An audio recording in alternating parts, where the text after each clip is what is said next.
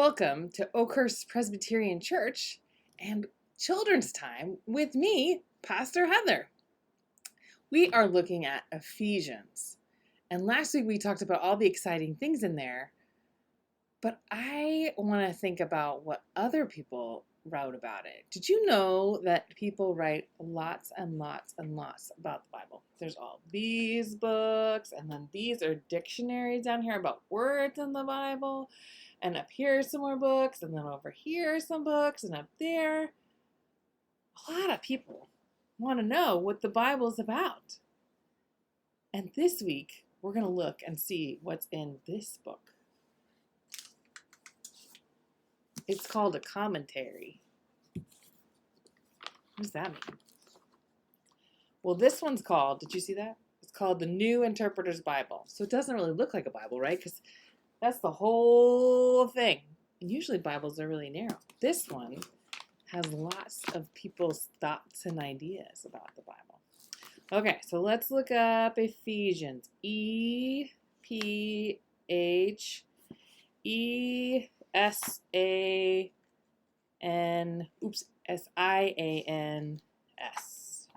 We're looking at chapter 4, verses 25 to chapter 5, verses 2. All right. So therefore, putting away falsehood. What is falsehood? Does that mean not telling the truth? Because the next one it says, let everyone speak the truth with his neighbor. For we are all members one of another. Do you always tell the truth? I mean, it's hard, but that's what we're being called to. This one may be even more hard, more difficult. Be angry, but do not sin. Do not let the sun go down on your anger, and give no opportunity for evil. Have you ever been angry at maybe your parents or a brother or a sister or maybe a friend, and you go to bed at night and then the next day you wake up and you're still angry? Anger is a powerful thing. But we're called to be angry, but not sinned. We have to forgive. Let the thief no longer steal, but let him have a job, doing honest work with his hands, so that he may be able to give to those in need. Let no evil talk come out of your mouths, but only such as is good for lifting up or building up one another, and may impart grace to those who hear. And do not grieve the Holy Spirit. Do you know what the Holy Spirit often looks like in pictures? This is part of my office too. And it reminds me that the Holy Spirit is in the Bible. That there's a lot of words, but there's life there. That it's like a bird that brings us, lifts us up, and helps us come close to God. So the Holy Spirit is in this passage. It's a living word. Let all your bitterness and wrath and anger and slander be put away from you. And be kind to one another, tender-hearted, forgiving one another. Again, that forgiveness thing. Have you been kind to people as you've gone back to school this week? Have you been nice? Have you been able to forgive someone who might have not been nice to you? God forgives us.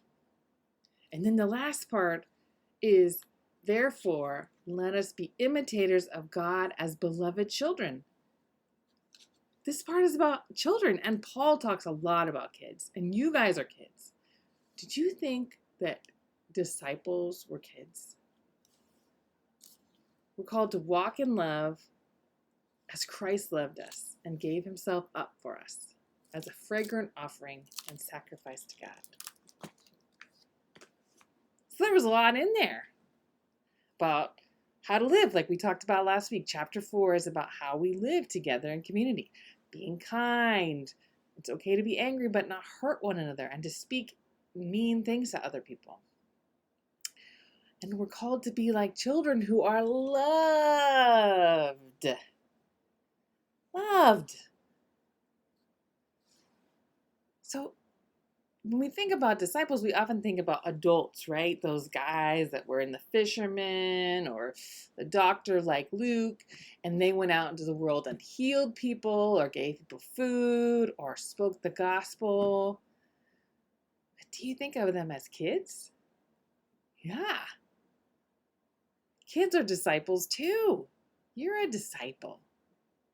You're filled with that Holy Spirit. And so, how do you know that you are loved? Because that's really important as a disciple, to know that you're loved. That's what God's calling us to do, is to know that we're loved as disciples so we can share that love with other people and share it with other people at church, people in our community, in Oakhurst, and beyond. But where do you feel loved? Where do you know that? Is it when you're with a family member and you're having special time reading a book at night before you go to bed? Is it playing with one of your best friends? Where do those things come? Is it sitting outside and looking at the stars and thinking, God made all of this. God is so amazing and God made me. And it's okay if right now you're not able to say, oh yeah, this is why I feel loved. It's important for us to know because we'll have times of struggle or times that are hard, and it's good to know that we're loved. But God also gave us other people who wrote books, other people who are with us at church, who can tell us that we are so loved.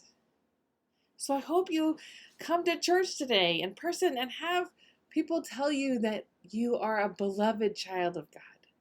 Because that's what Oakhurst Presbyterian is about, is telling people that they are beloved and believing that and helping them have lives where they can live that out, sharing their gifts as beloved children, just like you.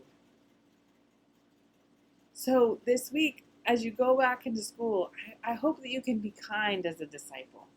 And sometimes when you get angry, you know that God's in that and that we don't speak mean things to another person. That we're kind. And that when those tough times come, that you know that you're loved and that you're not alone. And that that person doesn't need to be treated badly. They're probably pretty lonely or they're feeling hurt. And our job as disciples is to love our neighbor. That doesn't mean get hurt. But that doesn't mean that we hurt other people either. So we sang this song this morning, and now we're going to do the prayers.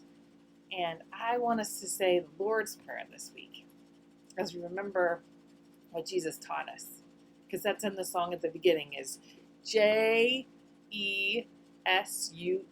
Jesus, or in sign language, J-E-S-U-S.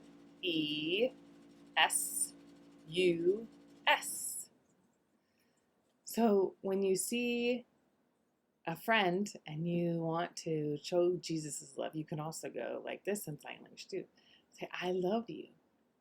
And those are ways that we can, no matter how old we are or how young we are, is to share God's love. Because we're trying to create the kingdom of heaven where all are loved, like in the Lord's Prayer, on earth. So let us say the Lord's Prayer together. Our Father who art in heaven, hallowed be thy name, thy kingdom come, thy will be done, as earth as is in heaven. Give us this day our daily bread, as we forgive those who sin against us, as we forgive those we sinned.